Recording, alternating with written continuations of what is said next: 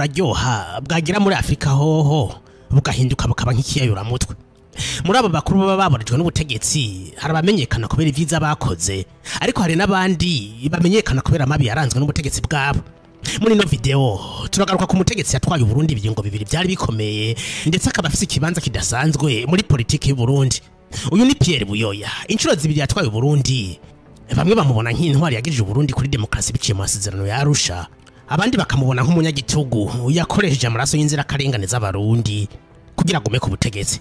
Ndaguhaye ikaze mu nkuru y'ubuzima bwa Pierre Buyoya, aho uza kumenya byinshi kuri we, amabanga atigeze aje habona n'uruharaguye mu rupfu rwa Melchior Ndadaye.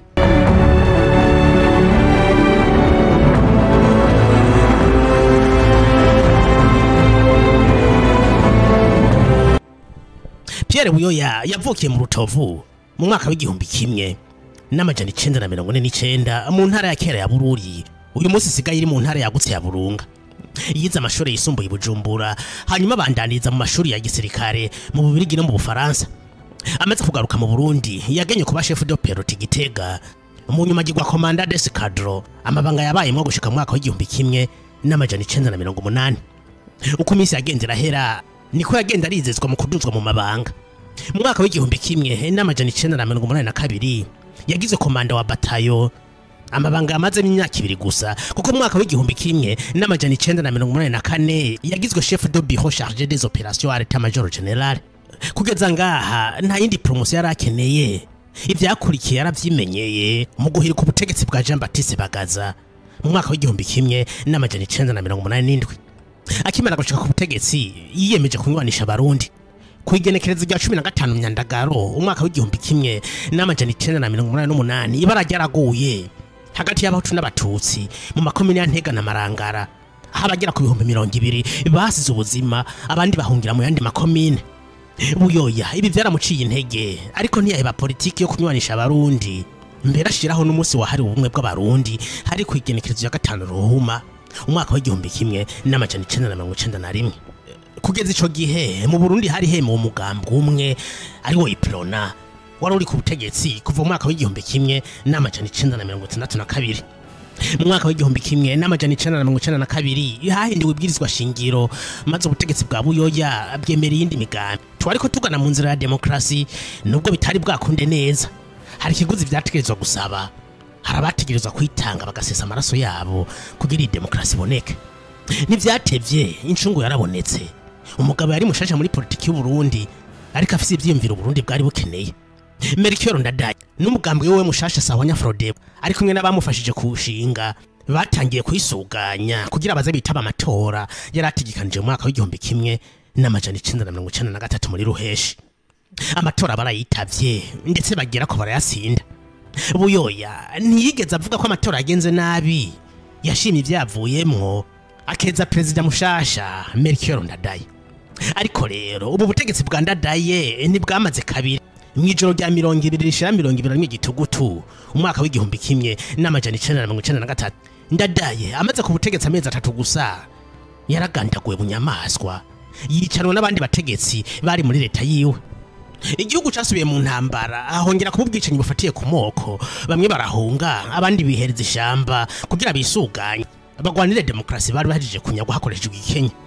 Mu mwaka wa 2018 ubutungane bw'u Burundi bwasohoye umutahe wo gufata president Buyoya n'abandi ba office mu gisirikare bagera kuri 16 bagirizwa kugira uruhara mw'igandagwa rya Melchior Ndadaye. Ubucamanza bw'u Burundi bwamucira igihano cyo gupfunga ubuzima bwe bwose, ari kumwe nabo bafatanije icaha, ndetse bakanariha n'ihadabu y'imiliyoni 53 z'amadolari y'abanyamerika. Mu gitabo ca Joseph Rugigana yarajeje umutekano wa Ndadaye, igitabo yasohoye mu mwaka wa 2024 avuga ko igandagwa rya Melchior Ndadaye ryakozwe n'abasirikare bahabwa amategeko nabo hejuru. Muri iki gitabo Rugigana aravuga ko yagerageje gukingira umukuru w'igihugu n'umuryango wiwe, ndetse agerageza kubahungishiriza muri Kamuha yibwira ko hatekanye, ariko état-major général yari yamaze gufata ingingo yo kwivugana na president Ndadaye. Ariko kandi mu gitabo ca Jean Marie Ndayigaya yise Burundi histoire d'un coup d'état sanglant 10 ans après, c'était le 21 octobre 1993, aravuga ko president Buyoya nubwo atarakiri mu butegetsi afise ukuboko mwigandagwa rya Melchior Ndadaye, ndetse uyu mwanditsi agera kure akavuga ko umugambi mubo kwica Ndadaye wateguwe wongera ufatwa mu mugongo na societe Afimete yahingura ubutare, ikaba ari societe y'ababirigi bafatanije n'abafaransa ndetse hamwe n'abarundi bari mu butegetsi bw'ico gihe. Mu mwaka w'igihumbi kimwe n'amajana 1995 habaye ubwicanyi muri kaminuza y'u Burundi, abacitse ku icumu bamwe barahunze, abandi basanga bene wabo bari baragiye mu ishamba.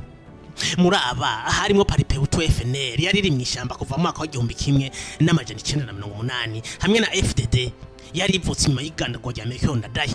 Ico gihe urugamba rwari rushushe hagati y'abasirikare b'igihugu n'izi ngabo zari ziyemeje guhabuza demokrasi.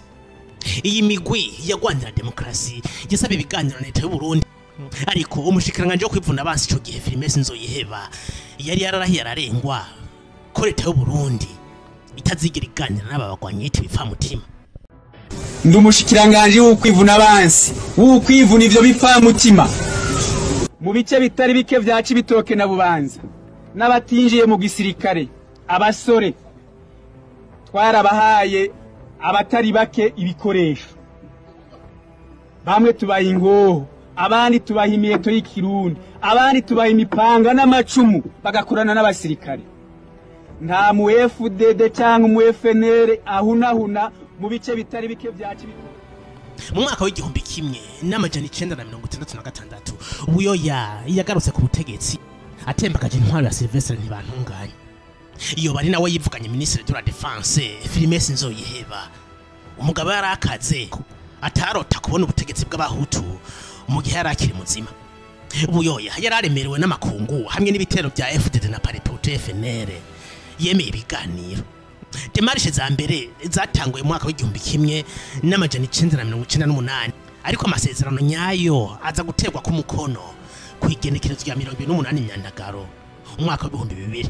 Umugabo yafashwe nk'uwagize uruhara mu igandagwa rya Melchior Ndadaye yagarutse nk'umuhuza. Amasezerano ya Arusha niyo yadushikanye ku mahoro n'umutekano u Burundi bufise no munsi. Buyoya yapfuye mu mwaka wa 2020 azize COVID-19. Iyo bari intwari canke umugambanyi yahemukiye u Burundi biragoye gutahura, ariko ikizwi nuko gutahura Buyoya ari intambwe ikomeye ku gutahura amateka na politiki vya none vy'u Burundi.